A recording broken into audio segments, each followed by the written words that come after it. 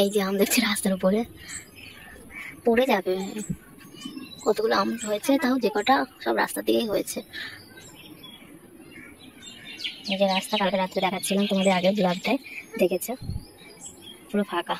এই যে জঙ্গলে পড়ে যাবে, ওই যে সূর্যি মামা অস্ত্র যাবে, ওই যে দেখা যাচ্ছে। এই যে আর এটা রাস্তা পুরো ফাঁকা, দোকান খোলা না, দোকান বন্ধ, হয়তো পরে খুলবে আবার। চলো বাবা ঘরে চলো।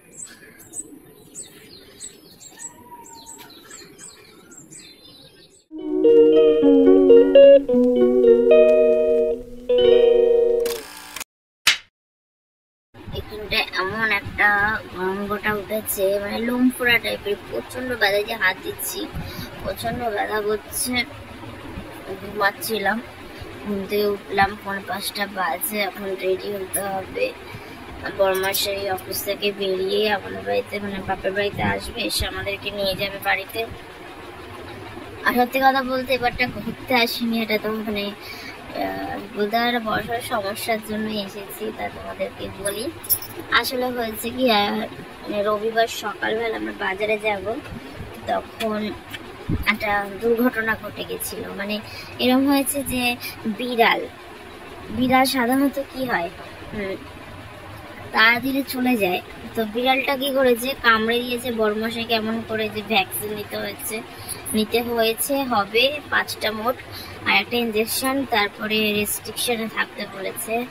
তো আমরা 2-3 দিন এরকম ছিলাম এখানে। কালকে আবার ভ্যাকসিন নেবে, অফিস থেকে কালকে ছুটি নিয়েছে। আর আজকে আমরা বিকেলে বাড়ি ফিরবো, তাই জামা কাপড় গোছাবো। আমার কুচকু বাবুসোনা ঘুম দিয়ে উঠে গেছে, শুয়ে রয়েছে।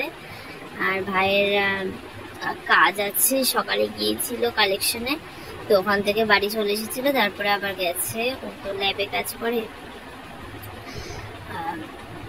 তো আর মা তো বেরিয়েছে, মা আসবে রাত্রে, আমরা চলে যাব। আসলে একটু চা করবো, তো চা খেয়ে তারপর বাড়ি ফিরবো।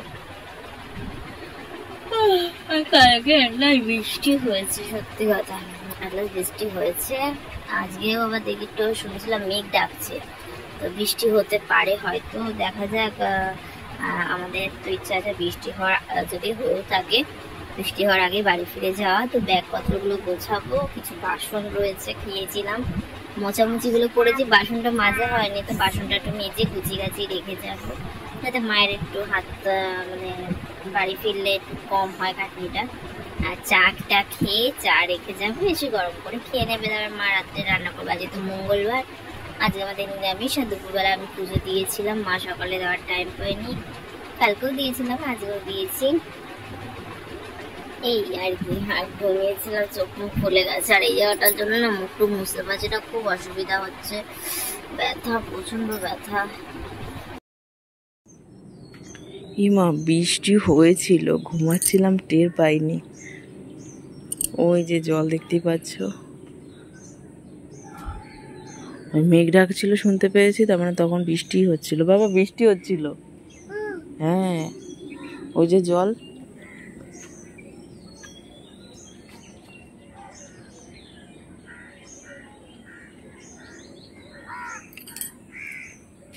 এই যে আম,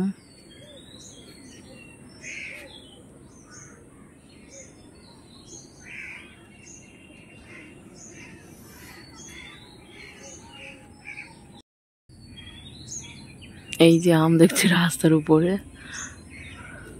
পড়ে যাবে। কতগুলো আম হয়েছে, তাও যে কটা সব রাস্তার দিকেই হয়েছে। এই যে রাস্তা কালকে রাত্রে দেখাচ্ছিলাম তোমাদের, আগের ব্লগটায় দেখেছো, পুরো ফাঁকা। এটা জঙ্গল হয়ে পড়ে যাবে। ওই যে সূর্যি মামা অস্ত্র যাবে, ওই যে দেখা যাচ্ছে। এই যে আর এটাও রাস্তা পুরো ফাঁকা, দোকান খোলা না, দোকান বন্ধ, হয়তো পরে খুলবে আবার। চলো বাবা ঘরে চলো।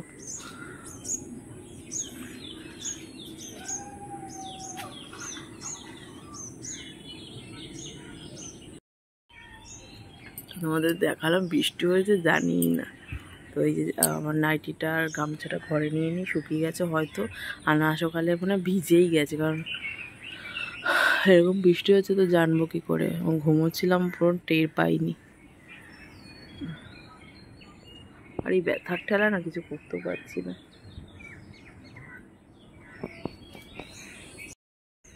ভেজা, মানে বৃষ্টি সেরকম বৃষ্টি হয়নি, 2-1 ফোঁটা, সেরকম একটা বৃষ্টি হয়নি। হলে নাইটি পুরো ভিজে একেবারে চুরমুর হয়ে যেত। আর সবেদা গাছে সবেদা হয়েছে বেশ উপরে উপরে, বড় বড়ই আছে কিছু কিছু সবেদা।